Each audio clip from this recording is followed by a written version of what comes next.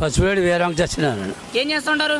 వ్యవసాయం అండి. వ్యవసాయమే. ఇప్పుడు మరి పిఠాపురం పవన్ కళ్యాణ్ గారు వంగగీత పోటీ చేస్తున్నారండి, ఎవరిదంటారు గెలుపు? పవన్ కళ్యాణ్ గారు.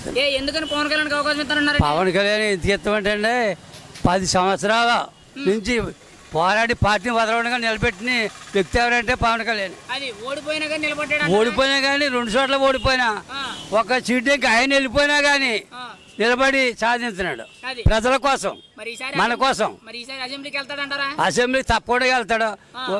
కూటమి నెగ్గుద్ది. కూటమి నెగ్గి తీరుద్ది అంటారు. నెగ్గు తీరుతుంది. కూటమి నెగ్గితే ఎన్ని సీట్లు వస్తాయంటారు? 150 సీట్లు వస్తాయి. 150 వరకు వస్తాయంటారు.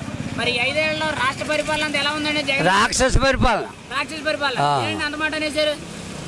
ఏముందండి 10 రూపాయలు ఇస్తున్నాడు, 100 ఇస్తున్నాడు, 100 ఇస్తున్నాడు, 10 రూపాయలు 10 రూపాయలు చేతిలో పెట్టి 100. అంటే ఆవగం చేతిలో పెట్టి దెబ్బకింది. అది అంటే మీకు ఏ విషయాల్లో అభివృద్ధి కానీ మంచి కానీ జరగలేదా?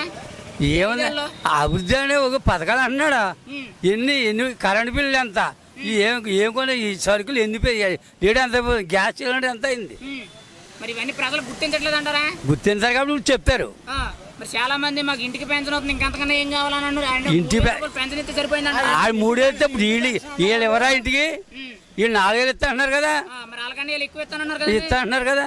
అది మరి ఖచ్చితంగా అయితే మార్పు కోరుకుంటారు. ఏమన్నా ఇక ఆ డబ్బు ఇస్తున్నాడు కాదు, మనకి రాష్ట్రం వెనకబడిపోయి సర్వనాశనం అయిపోయింది వీడు వచ్చిన కాడి నుంచి.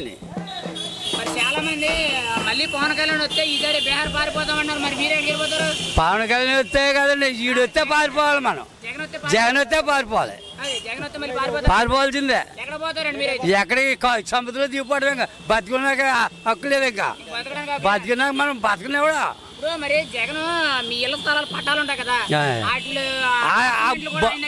ఆయన దగ్గర ఉంటే ఆయన బొమ్మ ఉంటుంది. ఆడికి హక్కు మనకి హక్కేది. ఇంకా రేపు పొద్దున ఆయన వస్తే మరి యాత్రలు లాగేసుకుంటారు అన్నారు. ఆయన వస్తే లాగేసుకుంటాడు. ఆడు వస్తే మనకి ఏముండదు. ఎవడికి 10 ఎకరాల వాడికి కూడా ఆడికి హక్కు లేదు. ఇంకా ఉండదు. ఆయన ఇంటికి పంపవలసిందే. వెళ్ళిపోతాడా? అదేం చేద్దాం, ఆడు వెళ్ళిపోతే ఆవిడ వెళ్ళిపోద్ది వెనకాల. ఇద్దరినే మొత్తం. మరి అసెంబ్లీకి ఎవరిని పంపుతారు మీ పిఠాపురం నుంచి? ఎవరిని పంపుతారు? మీ కాబోయే ఎమ్మెల్యే ఎవరండి? అయ్యి బాబాయ్ పవన్ కళ్యాణ్ గారు. ఇంకెవరా? పవన్ కళ్యాణ్ గారే తిరిగిలేదంటారు. అసలు ఆ డౌట్ లేదు. 1,00,000 మెజార్టీ పైన వస్తుంది. 1,00,000 మెజార్టీ పైన. గుర్తు ఏంటండి? గాజు గ్లాస్. ఓకేనండి, థ్యాంక్ యూ.